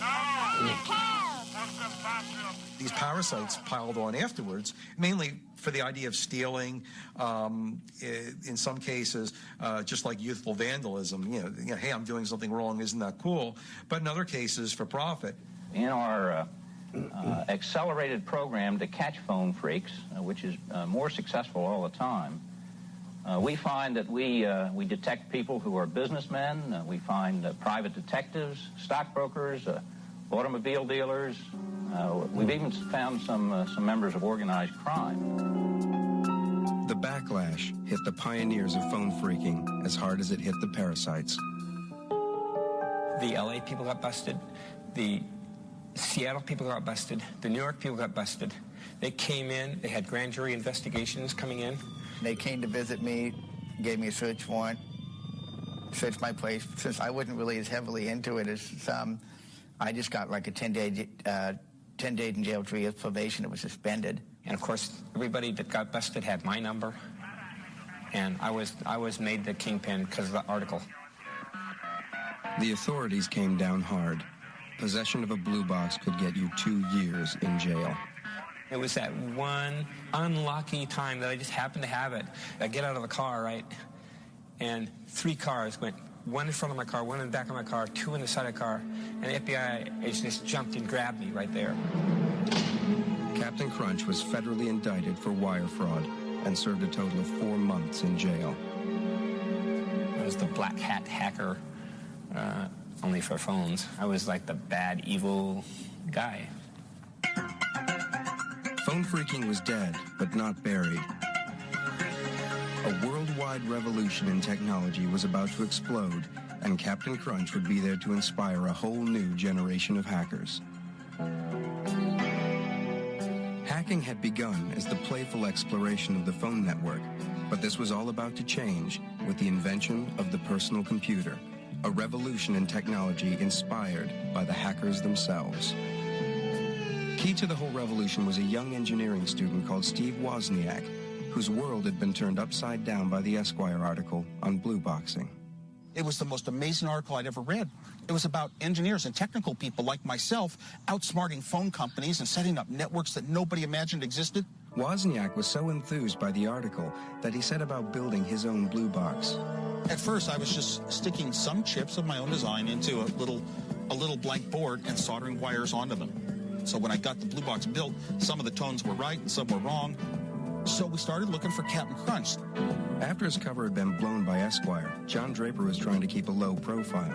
He'd even stopped his occasional appearances on local pirate radio. Everyone said John Draper was Captain Crunch. So we put a call into the radio station. We asked for John Draper to call us. And they said, oh, he dropped out of sight right after the Esquire article. And we knew we had the right one. 10 minutes later, the phone rang. I said, oh, my God, this is bad news. It was him, and he said he'd come up to Berkeley to meet us in the dorm. And I felt like, like if you were bringing the president home. I kind of walked into this thing not really knowing what was going on, and wanted me to show him how to use the blue box. He just built it. This guy was supposed to be, in my mind, so suave with the girls. And when he showed up at the door, he didn't quite fit the image I had in my head. But he said, I am he, Captain Crunch. And I says, look, you guys, I really don't think I want to do this. He said, it's cool, it's cool. God, I felt like a hero. I said, well, I guess it'll be okay, because I'm in a dorm, and it'd be pretty hard to track any one person making this call. And Juan says, can we call the Pope? I said, I guess so. So I got the number of the Vatican, and we called the Vatican, and we asked for the Pope. And he said, well, the Pope's not available right now. It's like 4 in the morning. Started learning codes that night from John Draper and from other people, and techniques to use in talking operators into things, and started practicing on my own over the weeks and seeing what I couldn't accomplish. And I think I was kind of scared that I could get caught. A couple of weeks later, Wozniak's car broke down. Luckily, he and his college buddy Steve Jobs happened to have their blue box with them. We'll try to make a blue box call back to our friends in Berkeley because they can drive us home. And Steve made the blue box call, and the operator came on the line, and he hung up all scared. And then made the call again, and she came on the line, and he hung up. He was just scared, and a cop showed up. He was inside the phone with a box in his hand. Oh, my God. The cop probably thought we were like druggies because I had long hair. Steve managed to pass me the blue box, and I got it in my coat pocket. And said, what's this? Well, if you push the buttons, they all made tones. So I said, it's an electronic music synthesizer. The cop said, sounds out of tune to me. He says, what's the orange button for? That's the one you see his phone lines with. So Steve said, that's for calibration. He said, well, it needs calibrating. This is scary. We knew we were caught. They got us in their car, 2 cops in the front seat, Steve and I in the back, and the cop in the passenger seat turned around. And the cop hands it back to Woz and says, a guy by the name of Moog beat you to it. Moog synthesizer. While Steve Wozniak and Captain Crunch were messing about with phones, the big boys at the corporations in nearby Silicon Valley were making great advances in computer technology. But in the early 70s, computers were still vast impersonal machines, serving vast impersonal corporations. Computers were started, for code breaking, tracking missiles, wartime uses. And that really is the origin of where the modern computer came from. And then it moved to these big business database, applications. Computers had been seen as things to never touch, never even be in the same room with a computer. Keep your distance, but be reverent. Be very respectful of those who knew how to do it. But respect was in short supply. In the late 1960s, even computer engineers had a counterculture. They called it hacking. It was a radical approach to computers. Practical goals took second place to what hackers called the wild pleasure of exploration, a sentiment that phone freaks would recognize. Phone freaking was learning how to use a technology, how to penetrate and utilize and expand a technology in ways that weren't generally available to the general public. In the same way, computer hacking is pushing the frontier, learning how to exploit computers and get them to do things that people said simply couldn't be done. For computer hackers to get their kicks, they had to get their hands on computers, which at the time was easier said than done. I had told my dad in my first year of college, someday I will own a 4K Nova computer. He said, Steve, it costs as much as a house. I said, then I'll live in an apartment. I'm going to have a computer someday in my life. When computers were vast number-crunching machines costing $5 billion to develop, the idea of having your own computer, a personal computer, was inconceivable. Why would anyone want his or her own personal computer? That's ridiculous. It's like wanting your personal atom bomb or something like that. The bomb came in the shape of a new piece of kit called the Altair 8800. An article in a technical magazine appeared introducing the Altair, which was a computer kit that you could build. This so excited a couple people in the Bay Area, they decided to form a club, even before the pieces of these computers were shipped out, just to talk about them and share information about them. And they called it the Homebrew Computer Club. 30 people eventually wound up one night in March of 1975 to stand in a garage and look at this box. Among them was Steve Wozniak, and contained within this box was a network which would come to fascinate him even more than the telephone system. Sitting in a garage, rainy outside and dark, and the garage doors open to the outside darkness, and they started all talking about these computers going around. The Altair was pretty meaningless as a box. It came out, and once you put it together and flicked the switches, you got it to run, and then you said, well, gee, this is real nice, but what can I do with it? What they did with it was program it to play Daisy. 15 years earlier, computer engineers had coaxed the tune from a machine the size of a house. Now the hackers were doing it for themselves on a home-built kit computer. My interest from that first meeting just sprung up so strongly that every 2 weeks of my life, that was the most important thing I could do. The Homebrew Club quickly outgrew the garage. Computer hacking was catching on. Someone would stand up and say, I've got this problem. Anybody know how to solve this? Or, hey, you know that problem that was mentioned at Homebrew 2 weeks ago? I found a solution to it. And it was a phenomenal information exchange. I just passed out sets of schematics to anyone in the club that wanted them. I Xeroxed tons of copies because, hey, I felt kind of proud they'd be seeing my work. Lee Felsenstein, who became the moderator of the computer club, very consciously set it up, as a hackerish enterprise. Total sharing of information. It didn't attract high-level people who have been successful in companies, business types. Didn't attract real engineers. The hard engineer would be blocked by his feeling that I have to have permission in order to do what's never been done before. We were there because we knew that we didn't need permission. Hackers set out to achieve the impossible, to build their own computers. It was the lure of this was finally computer technology that you can actually have your hands on, you can actually control. Every time someone brought a computer, introduced a computer into the Homebrew Club, the first thing people would do is just rush up, take it apart, and learn everything about it, and just pester the designer with zillions of questions. How does this work? Where's that, pin go to that pin? What kind of bus is this? Driven by their fascination for exploring technology, hackers didn't really care what their computers might actually do. Nobody had a practical reason why they wanted to have a personal computer. There were some excuses made up, like balance your checkbook, or keep recipes, or control things around the house. But almost nobody ever did that. That's function guilt. That's, well, I mean, do you ask somebody, well, yes, but what can you do with your model train? No, I play with it. I enjoy it. It's fun to diddle with it. It's fun to experiment. But out of experimentation came genuine advances. My head started drifting and thinking. I came up with a clever little trick that if I just took a bit of data and circled it around in a circle, it would, oddly enough, if I kept the timings exactly perfect and right, it would show up as color on a color TV. It's my belief that the really important things we have on the computers came from the hackers. The homebrewers made computers do unthinkable things. They played games and music on them. They created graphics and drawing programs. At Homebrew, hacking was enjoying its golden age.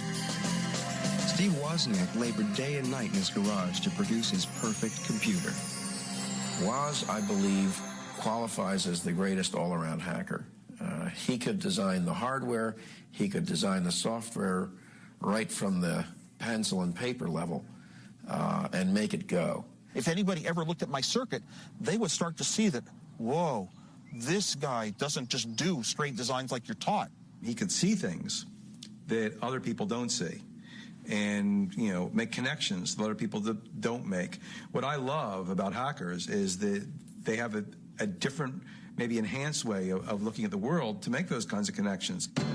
Hackers would experiment with any hardware or software they could get their hands on, even if they didn't own it. But not everyone was into the idea of sharing. In 1976, the Homebrew Club received a stinging letter from another computer pioneer. As the majority of hobbyists must be aware, most of you steal your software. Who cares if the people who worked on it get paid? Most directly, the thing you do is theft. In what became a key moment in the history of the computer industry, Bill Gates wrote an angry letter to the Homebrew people saying, wait a minute, I wrote this for money. You can't distribute this. This isn't free. This is work. Bill Gates' letter was a sign of things to come. Personal computers were about to become big business, as Steve Wozniak found out when his garage invention became the first Apple computer. In inventing the Apple I, he really didn't care about inventing a product. He just wanted a computer that would work the way he wanted it to. that had all the peculiarities to it and all the design features in it that a computer hobbyist would like to have. Steve Jobs, his high school buddy, who didn't do the hardware or the software, said, "Oh, hey, you know, we could sell these things." And Woz says, "Well, cool, man." Wozniak and Jobs' new company quickly followed the Apple I with the Apple II. Woz's hobby computer was transformed into the hottest consumer product around. The Apple II introduced the idea that it was completely in a plastic case like a hi-fi or a radio that you bought. You just take it home and turn it on and it starts working. Assembling the first Apples by hand in Woz's bedroom, it had looked like a bit of a long shot, but the balance sheet at Apple soon told a different story. I got a phone call from Steve, and he said, "Guess what? I got a $50,000 order." When you're putting up a few $100 each, wondering if you're getting your money back, and he says he's got a $50,000 order, it is such a huge shake in your world. What? By 1982, Apple sales had reached over $500 million a year. But hacking and business were not compatible. The days of the Homebrew Computer Club were numbered. Maybe I went to a few more homebrew meetings, but pretty much it started becoming not the big thing in my life. The big thing in my life started becoming more and more Apple Computer, the company. Now I had to put, you know, more of my full-time energy into things that were going into products being sold. With companies like Apple forming and becoming serious businesses, secrets became introduced into it. You couldn't tell your colleagues in the Homebrew Computer Club what your product plans were, what you were working on, because competitors might be there and they would say, "Oh, Apple's doing that. Let's get a similar project going ourselves." I think it ultimately led to the end of Homebrew. The Homebrew Computer Club met for the last time in 1986, leaving behind not just Apple, but 23 computer companies founded by its members. Hackers could claim to have created the modern world, but it was a world in which they would no longer be welcome.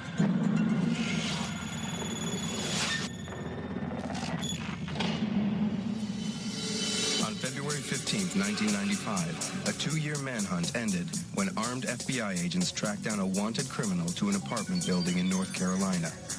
Hacking was about to become an outlaw profession. FBI, come to the door. I have a warrant for your arrest. About 1:30 in the morning, a knock comes on my door. And I didn't look at the clock, because if I looked at the clock, I wouldn't have even answered. Well, who is it? And they said FBI. The FBI had come for Kevin Mitnick, a 32-year-old hacker whose intrusion into other people's computers had made him public enemy number 1. Mitnick was sort of in the wrong place at the wrong time for a lot of reasons. The internet was, starting to take off. There was more at stake at that time. And I think Mitnick, for the media and for some in the government, made a great scapegoat and was a great sort of boogeyman. 20 years before Mitnick's arrest, hackers had sparked the computer revolution. Members of the Homebrew Computer Club had wrested control of computers away from the corporations and put it in the hands of ordinary people. Kevin Mitnick was a child of that revolution. When I was in school, it was all about partying, smoking dope, going to drink, and stuff like that. And I was just really not into that, and I wasn't that socialized for whatever reason. And I would find hobbies that were, basically solo-type hobbies. For Mitnick's generation, there was a whole new electronic playground to explore. Corporations and government agencies were beginning to link up their computers. The telephone system offered a back way into these seductive networks. It was the network was the universe. Star Trek. Going where no man has gone before. The computer network, the phone network, going where no hacker has gone before. He didn't have his own computer, and he started hacking at Radio Shack stores and actually was using the modems and the Radio Shack computers to break into computers in other places. The new generation of hackers took their inspiration from electronic outlaws of an earlier age, like the phone freak Captain Crunch. He was like somebody even that I looked up to because of his intelligence and because of his ability and his knowledge about the telephone system. Like the phone freaks, Mitnick employed a range of skills to achieve his hacks. Just as important as technical know-how was social engineering, the ability to wheedle or trick useful information out of unsuspecting employees. But Mitnick took things a stage further. At age 17, he and his friends bluffed their way past a guard into the headquarters of the telephone company and stole important technical manuals. It was like we were in the candy store, right? We wanted to read all the manuals to figure out how this whole system worked. The offense earned him a juvenile sentence. The phone company was just irked that somebody had the audacity or the chutzpah to go do this type of stuff and didn't care about their security procedures, and their security procedures were ineffective. Mitnick's arrest set the pattern for the future. Kevin kept getting in trouble. Kevin had this really remarkable ability to keep getting arrested. Mitnick wasn't the only one getting into trouble. NASA officials in Huntsville realized in late June unauthorized people had recently and repeatedly penetrated a computer at Marshall Space Flight Center. They were smart enough to, in effect, erase the log-in, log-out file. The hackers, as they call themselves, were not only smart, they were arrogant. They left messages on the computer, such as, "You can't catch me." It's almost like a biological thing. People are hardwired to be hackers or not to be hackers. And you can see it in kids. Some kids just take to computers as saying, oh my God, this is a way that I can finally express this part of myself. The phone taps led the FBI to the homes of 4 teenagers, all of whom attend an exclusive high school. That's where Michael Strickland says he got the NASA computer number. And it was listed on the list as a regular Huntsville modem number, which was obviously a mistake, but I just decided to give it a call. The term hacking began to become affected by people who weren't infused with a hacker spirit doing break-ins. There were these teenage computer break-ins that managed to get hold of passwords or use system weaknesses to get into other computers. It took a Hollywood movie to turn irritation into panic. All of a sudden, there's this movie that becomes a #1 box office hit of war games, and that really glorifies the ability to use computers to break into these very powerful systems and almost start World War III. The meaning of the term hacker flipped overnight. A hacker was a pimply-faced kid who had enough savvy to attack a computer network belonging to a large military organization. The thrill was being somewhere where you shouldn't be and trying to remain undetectable. It's about the forbidden knowledge. It's about pranksterism, about trying to outsmart the other.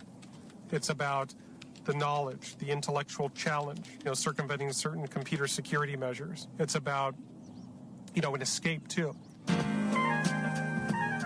As the computer network expanded, so did Mitnick's passion for exploration. He was now in the habit of leaving his wife, checking into a cheap motel, and hacking 24/7.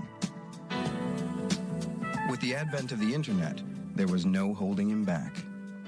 To this day, the internet is difficult to secure because it was really built to get those pieces of information moving around without encumbrances. And, it was built on open principles. You can't own the IP protocols that run the internet, so everyone could use them.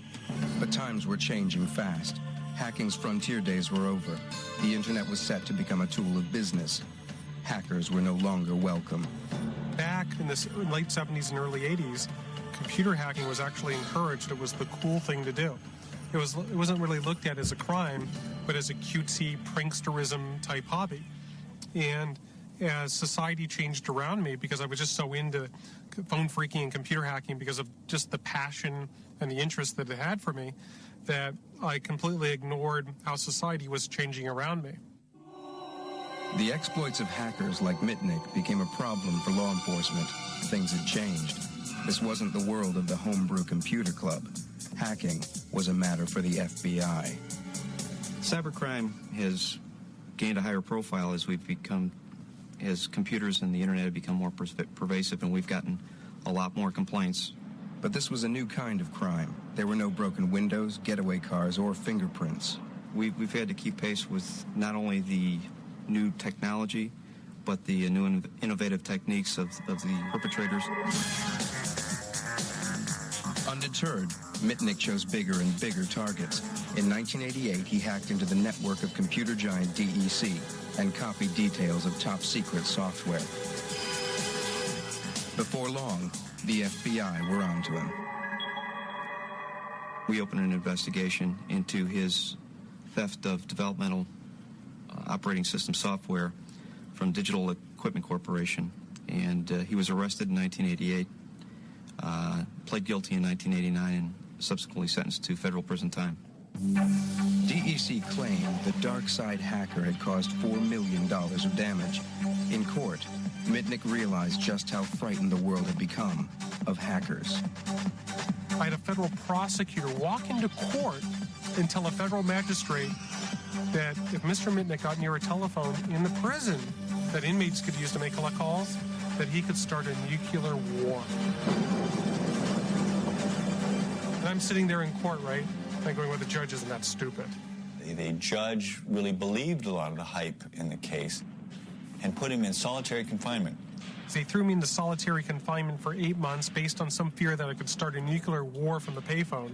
He had, I believe, at most an hour out of his cell during a 24-hour day in shackles. And Mitnick was extremely bitter about this. In 1989, after a year in jail, Mitnick was released on probation in order to attend a rehabilitation center for what the judge had called his computer addiction. Eventually, he was allowed home to his father's apartment, but he was a marked man. The phone company were monitoring all 3 of my dad's telephone lines at our apartment. I wanted to find out who was behind it all and why. So I figured out who the investigators were at Pacific Bell that had this equipment set up. So I went about collecting intelligence. And how does one collect intelligence? By intercepting communications. So I was able to get their voicemail passwords for their voicemail system, like you have one for your home. I was listening to the messages and trying to gain any information they were discussing me. Well, the government characterized it as breaking into a computer. So they issued a warrant for violating my supervised release, and I was just pissed off. So I just said, hey, catch me if you can. When the FBI came to arrest Mitnick in December 1992, he was gone. He was on the run because he didn't trust the government and he didn't trust the FBI, and he believed if he talked to them, they would put him back in jail and he would be right back in solitary, and he'd do anything not to be back in that cell again. It was an adventure. I went to a town, went to a hotel, found a place to live, found employment at a law firm, and just started my life from scratch. But of course, I had to build a past. And I did that myself by, built fake references, built an identity so I can support myself. What I did is I downloaded all the information of everybody that graduated with a computer science degree, and then I looked for a name that I would like. And I saw this name, Eric Weiss. And I knew that Eric Weiss was the real name of Harry Houdini. Because I was working at this law firm in Denver for about a year, a little bit over a year, under the name of Eric Weiss. And what my downfall was is I could continue to still engage in my hobby of hacking.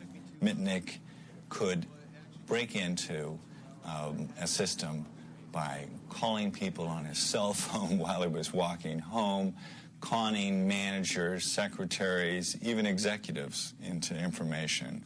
Kevin was systematically attacking the computers of some of the world's largest cellular telephone manufacturers, and he was stealing their source code. Mitnick was now hacking with a purpose, to keep one step ahead of the law. By hacking into mobile phone companies and copying the blueprints to their phones, he was able to make untraceable calls. He was able to elude us by virtue of knowing the telephone and the computer systems well enough to know what could be figured out and how quickly it would take to do that. So he definitely played the systems well. He never had any idealized goal or any real objective other than to keep hacking and keep staying one step ahead of the FBI. Mitnick's notoriety soon spread. In the summer of 1994, the FBI's failure to catch their internet outlaw became front-page news, thanks to journalist John Markoff. It was simply a good story. I mean, here is a guy who has been arrested before, who's managed to use his skills to avoid law enforcement. I mean, that's a good yarn. He created the myth of Kevin Mitnick, the John Dillinger of cyberspace. I think there were more than 60 unsourced allegations stated as fact, such as breaking into an NORAD, planning false news story about Security Pacific Bank, about wiretapping the FBI. Markoff's portrait of Mitnick tapped into the growing fears of businesses and members of the public who were just getting used to the idea of a life lived online. That was the time when the internet was being talked about, the World Wide Web was coming out, and people were actually saying, we can make use of this in our daily lives and in business. And if we're going to be using this in business, we're going to need to make sure that it's secure, because if I'm going to put in millions of dollars and I'm going to have customer information or company information available to anybody over the net, I want to make sure it's available only to those people who I want it to be available to. Every one of us rely on computers in our everyday lives. Transportation, banking, Wall Street. Somehow a computer touches us in everything we do. When we pick up the phone, it's a computer. And people, they're not familiar with the technology, think that it's just this mystical, magical thing that this guy out there that's public enemy number one can manipulate and bring everything crashing down. When the FBI finally caught up with public enemy number one, he was living in North Carolina under the pseudonym Tom Case. FBI, come to the door. I have a warrant for your arrest. You got the wrong guy. Check the mailbox. It's downstairs. Right away, I get on the telephone. I let my family know where I am because they had no idea that I was in North Carolina. I get a hold of my attorney. Just a minute. And I let him know that I had the FBI at the door. I ended up popping open the door just a crack to go, who are you? And right away, the door pushes in, and they go, are you Kevin Mitnick? I go, no. I said, I'm Tom Case, and why are you guys in my house? Don't you check the mailboxes before barging in on somebody?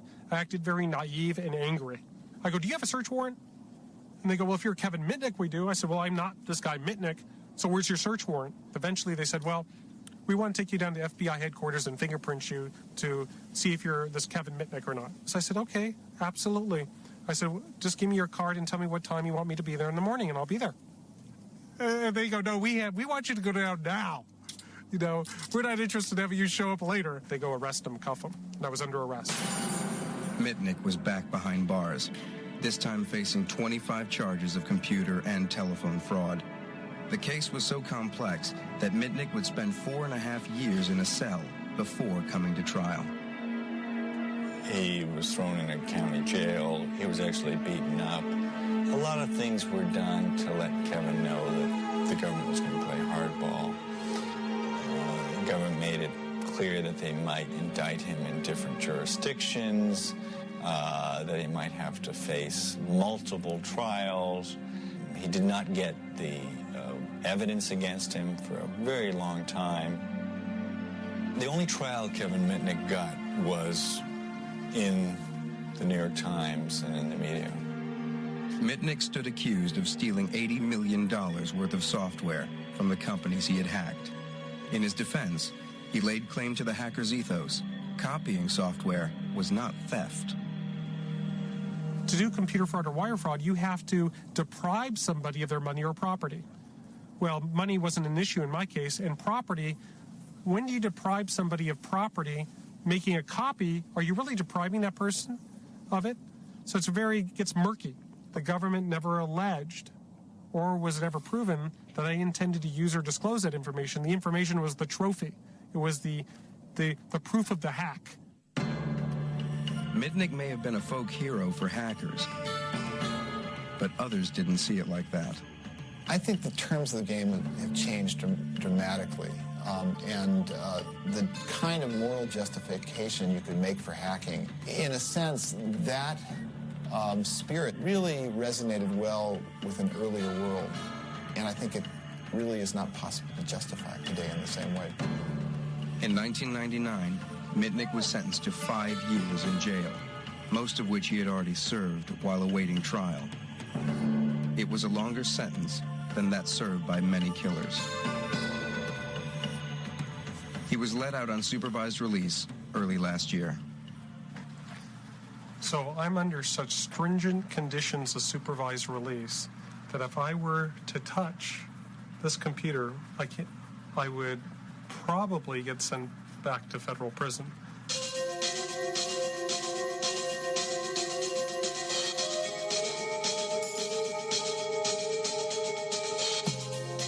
Kevin Mitnick may be banned from computers, but he can get together with his hacker heroes, Captain Crunch and Steve Wozniak. It's more sensationalist to make it sound like hackers are a threat to our lives and our securities and our money and everything in the world. And people who don't understand curious minds, there's always going to be a group of bright kids that are a little bit technical and start looking beyond, what if this, what if that? These pioneers find it hard to come to terms with hacking's outlaw status. But the world has changed, and all that's left are fond memories and relics of the good old days. 30 years ago, 40 years ago, something like that. Does that bring back old memories? Yes, it does. There's, nothing I would trade for the success of Apple, except that year I'd never give up. 1 year at Berkeley. And before that, there is a Captain Crunch whistle.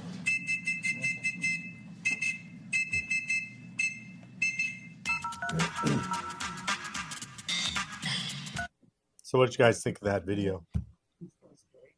Huh? It's interesting, wasn't it? I mean, did you know that Kevin Mitnick, he has a consulting company today? Security consulting company. Did you know that? Yeah. I was familiar with all the yeah. Blue Box and that Captain Crunch whistle. Yeah. And his business card is actually one of those that is it's a bunch of security tools built into it. So it's perforated. You can, break it apart and you get like a key lock picker and you get all sorts of stuff based on his business card. That's pretty cool. But anyway, it's interesting. Any thoughts or comments on it?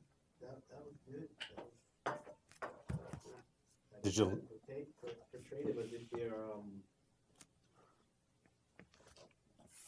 I don't know. I think white hat hackers are good if they try to pretend like if they're criminal, especially when the judge can use their bomb.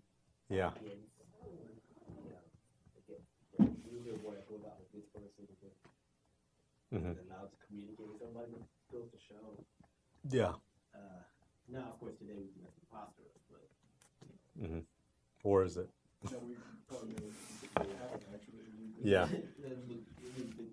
But I know what we know now is sensationalized it back then. Well, yeah. Back then they were like, no.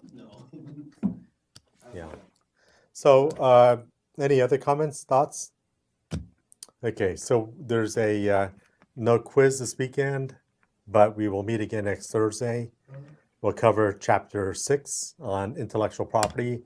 It is a very interesting chapter. I got to say, it's some of my favorite videos that we show in the class, but there are a lot of short ones, but there's some really good ones. And I think you guys really like it, so make sure you come back and enjoy that. So, yes, sir. I looked at the academic calendar, and it says the university is closed 18 to the 22nd. Really? I mean, will the building be open? I mean, I'm not doing anything. I'll be here. Okay. But if I can't get in. Yeah. Unless this is a test, I'll have to break. Because every semester, it never applies to this Thursday that I've gone through, so I never bother checking anymore. So that's why. But if it's, so I'll just double check. Yeah. And if it is, I'll just post a note on D2 on Brightspace. But just count on it being open. Okay. Yeah. Okay. All right, you guys have a good week. See you next week.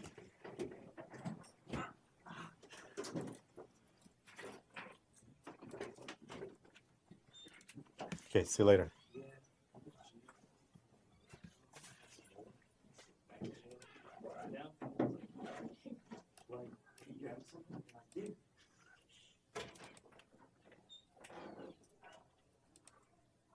They say that with like just about any criminal, right? They get addicted to what they're doing, like bank robberies. You think someone thinks that they do it once and then stop, and they keep doing it Yeah.